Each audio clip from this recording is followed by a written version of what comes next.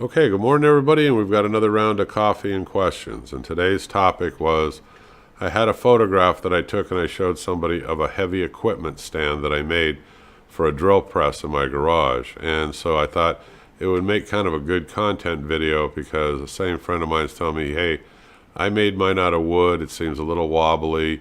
I went over and I took a look at it and he didn't really have it secured down to the base anyway.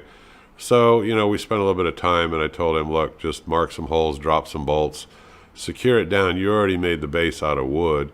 And then he asked me if I would help him to make one out of steel. I said, sure. And I'm going to show you some stands that I have made and that I recommend people making for like grinders and equipment like that. And then we'll switch over to making things a little bit more structurally heavy duty for heavy equipment.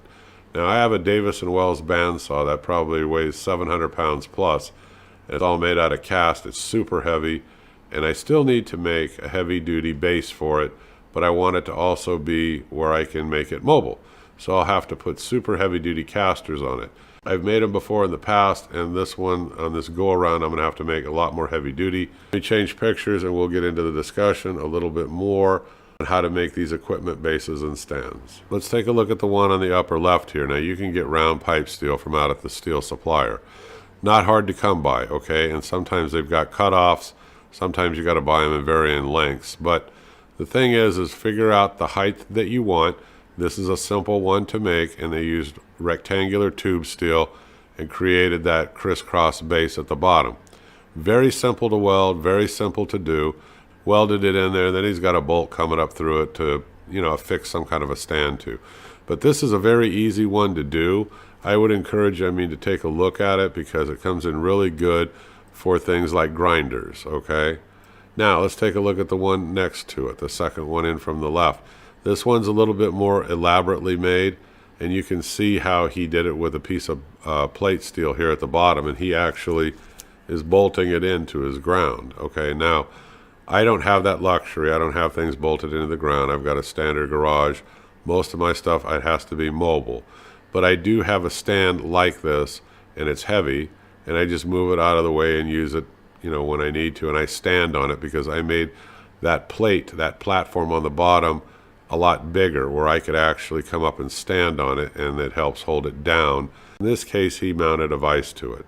Mine is more like the third one in where you have that grinder on that base. Now this is another variation of the base. I haven't made any of these, but the one that I have, like I said, is like the second one in where the base is nice and wide and I can stand on it. Now the one on the far left is a good idea. He took an old truck rim and he used a piece of plate steel, welded it across, and a piece of pipe, welded it up, and another piece of plate.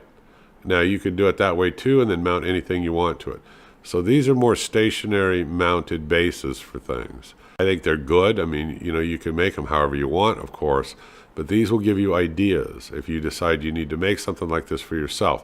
I want to change the picture and we can get into the discussion about mobile bases. Okay, let's start off with a picture of one similar to the one that a friend of mine made, and he made his out of 2x4s and 2x6s, a little bit sturdier. Okay, but this one is made out of kind of flimsy plywood, stuff like that. Now, this is not the way that I would do it, but I'm showing you it can be done out of wood, but I would use thick lumber, 2x4s, 2x6s, 3/4 inch plywood, stuff like that if you're going to do it out of wood. But this would not be my choice on the way to do it.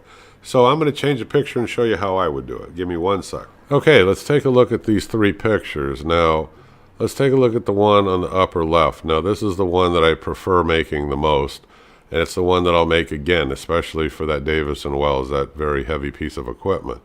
The one over on the right, not bad. Now that would work for a drill press or anything like that, but you want to put something across the face and the back of these because you don't want it moving around on you.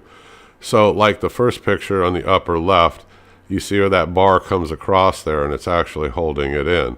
So that way it's not going to get away from you or come out of the, the base, which it could do, if you're pulling and pushing this thing around. So I'd encourage you to put that crossbar there so you don't have that problem. But there's nothing wrong with the way that this one's initially made on the upper right. It serves a good purpose for mobility and moving it around throughout your garage. Look at the one on the bottom right here to my right. This is another good way of doing it, and he used angle iron to box it in all the way around.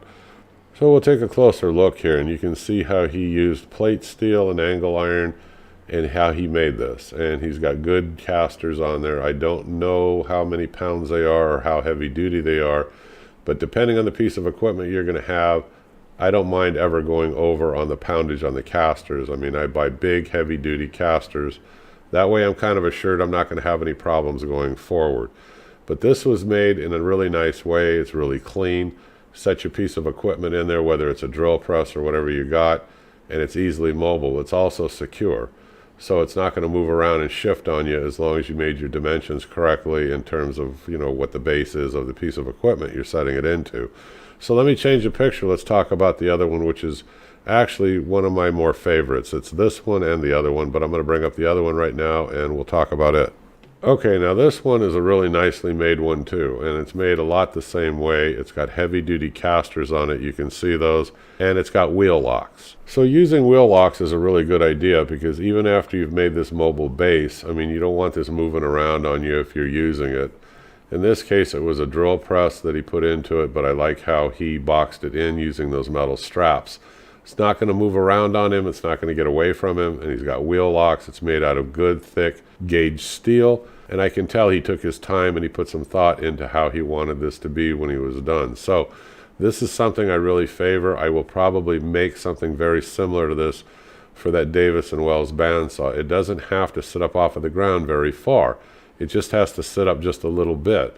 But you need good heavy-duty casters, like I said, so don't skimp on the casters. Use good, thick gauge steel when you do this, because the heavier the piece, the more sturdy and the more stout you're going to want it. Okay, let's go to questions real quick here and see what the thoughts are from the forum. Do I really need those angles, those gussets that you see, those little triangular pieces? They're called gussets, so that's what you're referring to. Yeah, you do, for added strength. I mean, and that way you don't get any bend, you know, from the weight of this thing, depending on, you know, what it is that you're putting into there. So no, I would definitely put gussets on them all the way around, and I would put them on the fronts of each one of these wheels, these wheelbases and backs, you know, like you see in the picture. Yeah, no, definitely I would do that. How much would I weld it? I'd weld the hell out of it. I mean, why not? It's a good time for you to practice your welding skills too. Weld them along the top like you see here, come in underneath, weld them in there. Just weld the hell out of it. I mean, is it overkill? Yeah, maybe, but you can practice your welding skills at the same time. So over welding is not going to hurt anything, so I'd tell you go for it. Have some fun doing it. What size wire would I use for something like this? Because it's thick gauge steel, I would probably put on a spool of 030. Now, you know, like 025, you know, something like that is good for all-around generic shop use for your home. 030 is good for thick steels, like when you start getting up closer to a 1/4 inch and stuff.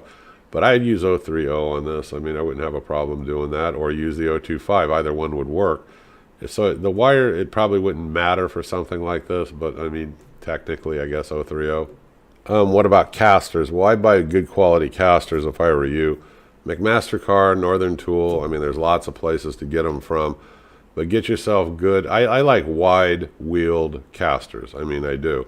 But I like them to, you know, withstand, I mean, like a lot of weight. So I go into the overkill phase of this, I guess, when I'm using casters. I've never regretted it. These polyethylene wheels, instead of, like, you know, the steel ones, I prefer them because I've got a concrete floor in my garage and they roll beautifully across the concrete floor. But I mean, it depends on your application, and to each their own. But I mean, I would tell you to search around and don't buy any of these cheap Chinese casters. I mean, get yourself some decent quality casters. You won't regret it because you're not going to have any trouble in the long run. So that's just my thoughts on it.